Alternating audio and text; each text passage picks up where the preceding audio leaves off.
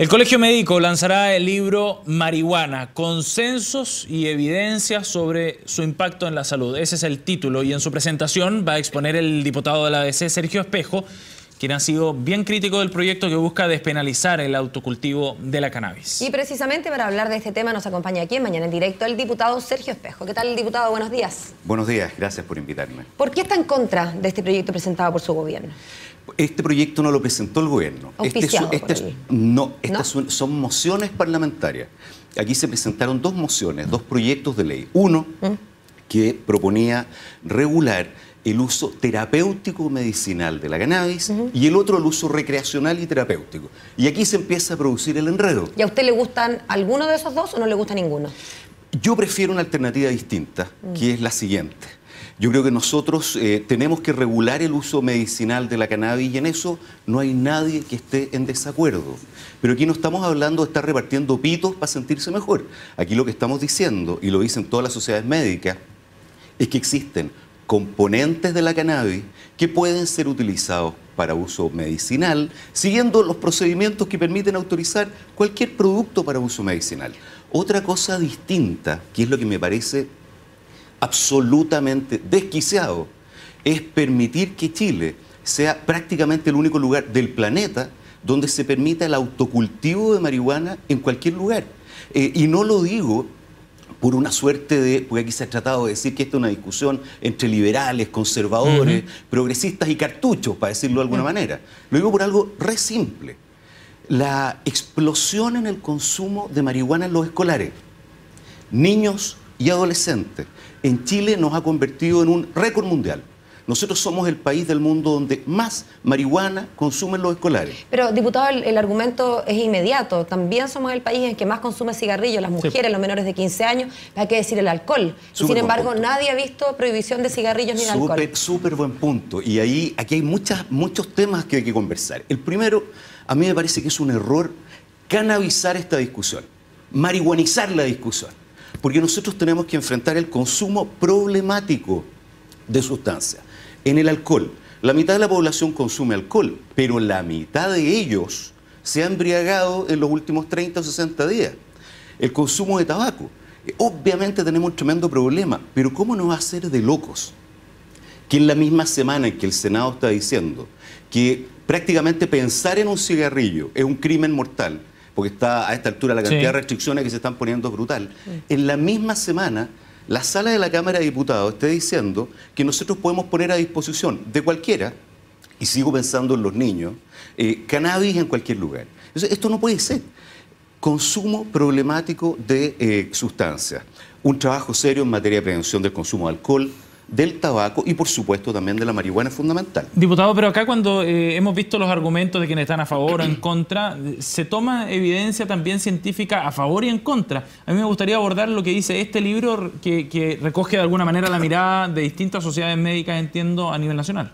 Bueno, este libro lo que hace efectivamente, que presenta el Colegio Médico, pero que está elaborado por las sociedades médicas vinculadas a la pediatría, a la psiquiatría, los anestesistas a propósito del uso terapéutico, el control del dolor, en fin.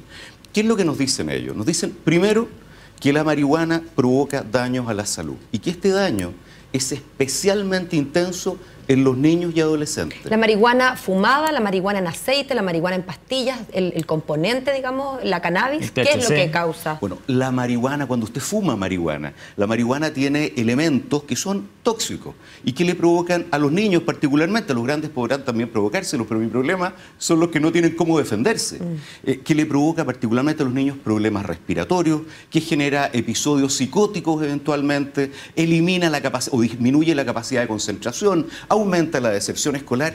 Perdónenme, lo que todos sabemos, si esta es una discusión que requiere argumentos científicos para algo que todos vemos. Pero esos argumentos o esas conclusiones son definitivas, o sea, estos argumentos son concluyentes, esta evidencia es concluyente respecto al debate. Esto es lo más interesante de este texto. En la discusión en la sala se escuchaban declaraciones de ¿cómo decirlo?, de lo que yo creo. Yo creo que... Pero también se escuchan declaraciones de médicos que dicen no hay evidencia concluyente y los conocemos. Mauricio Purto, por ejemplo. Estaba pensando en el mismo. Vamos a poner las cosas en su perspectiva. Uno de los méritos que tiene este texto es que no sostiene nada donde no tengan evidencia concluyente. Por ejemplo, se ha hablado de que la marihuana es la puerta de entrada a otras drogas y que existe una cadena inevitable, que si yo comienzo a consumir, inevitablemente termino en otro lugar. ¿Qué nos muestra este texto a la luz de la evidencia que realizan? Que, primero, no es inevitable. Es decir, nadie está obligado ni necesariamente va a entrar en esa cadena. Pero que si usted empieza a consumir más temprano, y eso es lo que está ocurriendo en Chile, niños de octavo básico consumiendo, es mucho más probable que pase a otras sustancias y que lo haga de manera más rápida. Entonces, el texto es re interesante porque los médicos aquí no nos están diciendo, no están entrando en una discusión ideológica, nos están diciendo, la evidencia muestra que, primero, daño a la salud. Segundo, daño mucho más intenso en niños y nosotros tenemos que impedir que ellos ingresen a este consumo. Tercero, que el uso terapéutico tiene posibilidades, pero que es bueno someterlo a algunas regulaciones. ¿Para qué?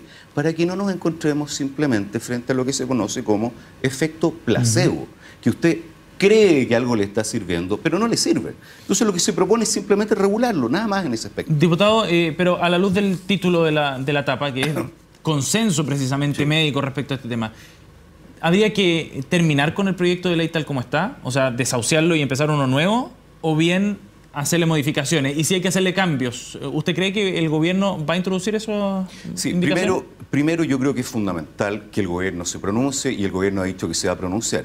Fíjense ustedes que las sociedades médicas se reunieron la semana pasada con la ministra de Salud y hasta donde yo entiendo no habían sido recibidos en el año y medio previo a este momento. ¿No se les había escuchado? No se les había escuchado a nivel del ministerio. Cuando usted lee el informe de la comisión... pero del ministerio, no de la Cámara. Y a nivel de la Cámara, la verdad es que fueron escuchados, pero el silencio del gobierno durante el primer año de tramitación es abismante.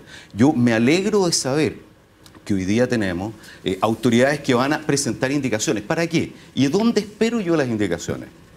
Primero, para derechamente eliminar la posibilidad de que tengamos autocultivo. Y si me dan un segundo, déjenme explicar por qué. Toda la evidencia indica que hay dos factores que hacen aumentar el consumo. El primero es la disminución de la percepción de daño. Es decir, esto no hace mal. Esto es lo mismo como el vaquero Marlboro, años atrás. Fúmese un cigarrillo y va a ser más macho, le va a ir bien con las mujeres, qué sé yo. Hasta buen mozo se va a poner. Se va a poner hasta más buen mozo. Entonces, primero, disminución de la percepción de riesgo, y eso es lo que está ocurriendo. Y segundo, facilitación del acceso.